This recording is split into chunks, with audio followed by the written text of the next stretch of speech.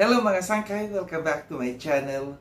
Ito po muli ang yung sangkay na si Sangkay Lons muling nagbabalik. Kumusta? Kumusta kayong lahat? Sana nasa maayos na nakalagay ng lahat. Magpadito sa Pilipinas or sa mga nasa ibang bansa, dobling ingat tayo, no? So mega love shoutout sa inyong lahat sa Team Sangkay Original, Team Sangkay Sponsors, Team Kalingap, Kieval, at Edna, Kalingap Rob, sa lahat ng aking mga followers, supporters, and subscribers, sa mga lolos, lolas, FWs, and PWDs. Mega love shoutout sa inyong lahat, and of course, I love you all. Ayan. Mega love shoutout also sa lahat ng Team Kalingap, Kalingap Partners, sa lahat ng aking mga sponsors, at sa lahat ng mga nagmamahal kay Sangkay. Mega love shoutout sa inyong lahat. Ngayong araw na ito mga Sangkay, gagawa ko ng reaction video. Ito'y patungkol sa live ni Kuya Val nung nakarang araw. Patungkol sa paliwanag niya sa collaboration at saka sa mga tao na gumagawa ng mga channel, no? So meron na akong video clips ipapapanood sa inyo. Din after natin na mapanood, magbibigay ako ng opinion or kuro-kuro patungkol dito. Tara mga Sangkay, mga Kalingap, panoorin natin. Matanggi ka. Hindi pwede sa Kalingap yun. Wala kaming collaboration. Bawal mag-collab sa ibang vlogger. Ano yan, tanga? Ay, pala walang kainin collaboration. Ang binanggit ko duman ay gawa ng channel ang mga beneficiaries, kapitbahay ng beneficiaries, barkada, kaibigan, at matik, automatic po, kaagad-agad maging Kalingap partner. Bakit po ita? Ang gumawa Kalingap, pade, gawang kita ng channel ha. Kasi pade, anong kunting ko pade? Wala pade, basta mag-live ko lang. Tapos ganito ang gawin mo. Sama-sama ka sa amin, Kalingap ka na. Yan ang tinutukoy ko sa Indo. Ano yon? Bawal magpag-collab sa iba? Ano ang ibig sabihin duman mga Kalingap? Yung gumawa ka ng isang channel sa beneficiaries or kaibigan mo, kamag-anak mo, hinukano-ano, ginawa mo ng channel, tapos matik, makipag-collab ka at magiging isa siyang Kalingap. Yun ang luhi ko doon sa binanggita. Para mas malinaw po. Hindi yung, uy, may lumapit sa akin. Kilala. Si Ivana Alawi ang lumapit. Tapos, matanggi ka. Ayaw ko pong, kahit ang subscriber ko kalahating million lang, ikaw ay 10 million. Di ako mapipag-collab sa bawal sa amin yon. Katangahan yon. Ha? Hindi na naintindihan ang ibig tang sabihin. Yung ikukulab mo sa'yo, yung sabit na channel at ikaw mismo ang gumawa para maging Kalingap at magkaroon ng channel, yun ang mali duman. Hindi yung, ay lumapit digdi si ano, yan si Kung TV. Tapos nagpagkulap, tinanggihan ko. Tanga ka. Hindi mo naintindihan yung collaboration na binambanggit kita na pinaparami nindo ang mga Kalingap na nasa maling kaparaanan. Dapat mga kaibigan, maunawaan pa ini na bawal sa tuya ang gumawa ng channel. Napansin natin at nagmalay tayo, abay, Kalingap Partners, wala namang charity. Yan ang isa sa mga malaking problema. Kalingap Partners, wala namang charity. Nyo po, ito mga kaibigan kung mayroong 5, 5 na lang, na gumagawa ng ganito, lahat ng kilala, uuwi sa probinsya, gagawa ng channel yung mga tambay doon.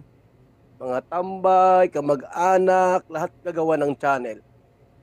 5 Kalingap Partners. Doon sa 5 po, makaproduce ng 10 na laang. Buwan-buwan, abay, buwan-buwan po, 50 ang madagdag na mga kolorom. Hindi mo kinada kung sino itong mga ito nadagdag at nagpapanggap ng mga kalingap. Kaya nga tayo po'y nag-iingat doon sa mga papasok sa kalingap charity at iguning orientation. Ituro sa kanila ang mga guidelines, rules bilang isang kalingap. Hindi yung gagawa mo ng channel tapos sasabihin mo, from now on, kalingap partners ka na.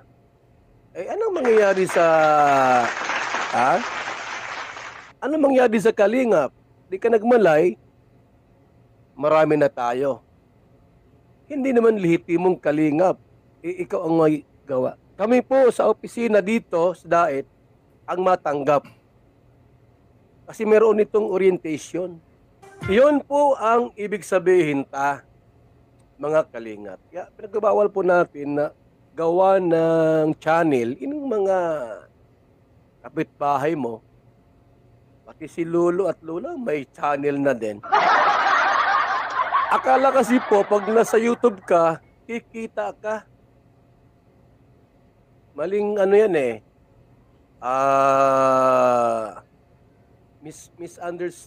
misunderstanding. So yun mga sangkaya, pinapanood na yung video clips na aking kinuha mula dun sa live ni Kuya Val. Credit dito kay Kuya Val. No, may mga tinamaan dito. Nadamay pa dito si Ivana Alawi, si Kong TV.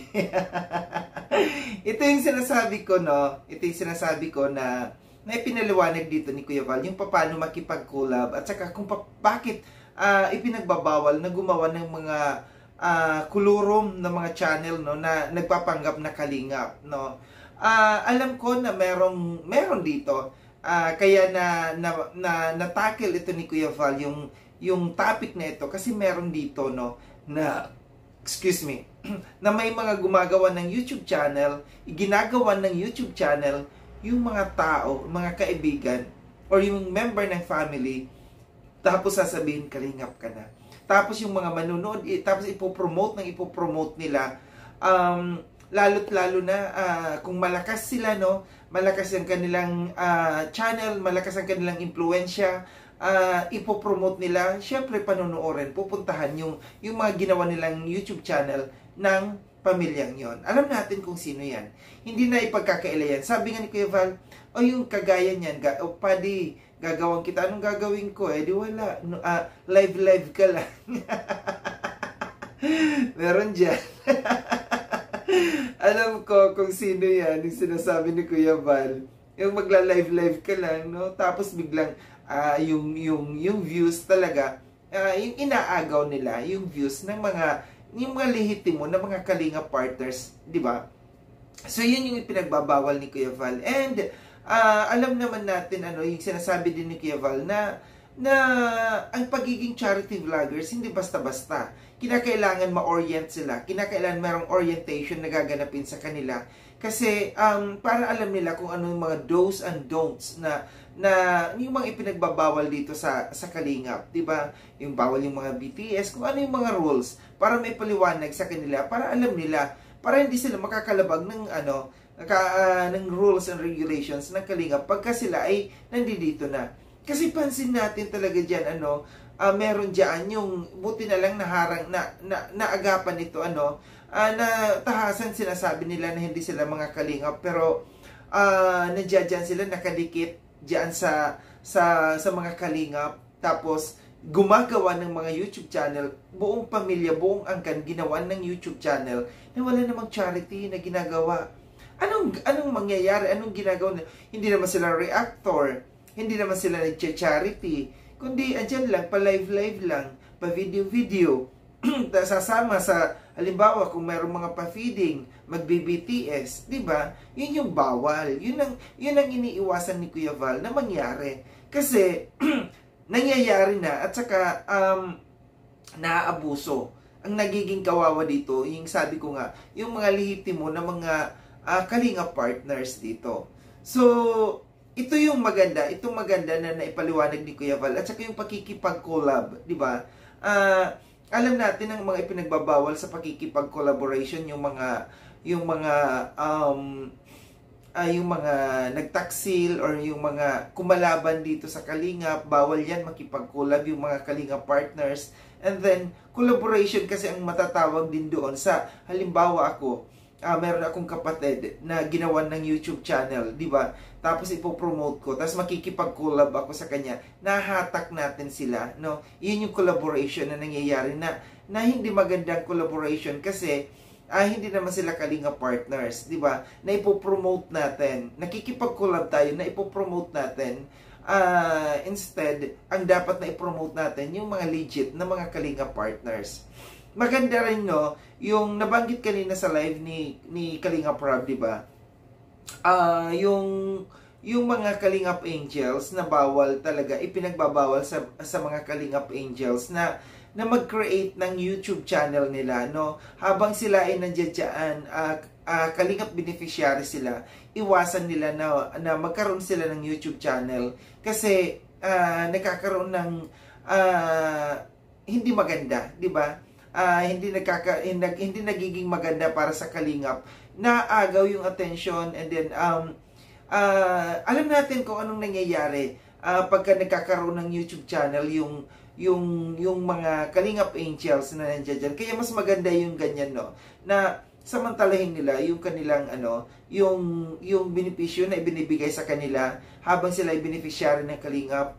Iwasan na mag-YouTube, na gumawa ng YouTube channel para makikita natin dito na yung pure talaga yung sinasabi nila na tinutulungan sila ng Kalingap, no? Maiwasan yung alam niyo na yung sa mga sponsors na diretso na napupunta sa kanilang mga sponsors, di ba? Maganda yung ganyan, nakokontrol sila. So ito lang yung aking reaction patungkol dito sa video na ito ni Kuya Val, na maliwanag ang lahat, naliwanagan ang lahat, na-explain ng mabuti ni Kuya Val kung bakit nga ba ipinagbabawal yung pakikipag-collab at saka yung paggawa ng YouTube channel sa mga hindi alihitimo na mga Kalingap partners. Muli, maraming salamat mga sangkay sa panunood. Sa mga hindi pa nakapag-subscribe kay Sangkailon, subscribe nyo na po ako. Click yung notification bell para updated kayo sa lahat ng mga videos na aking gagawin. Like and share itong video na ito mga sangkay. Kita-kits tayo ulit sa susunod na video na aking gagawin. Ingat kayo sa ang dako ng mundo bang kinaroroon. Paalam na mga sangkay. Paalam.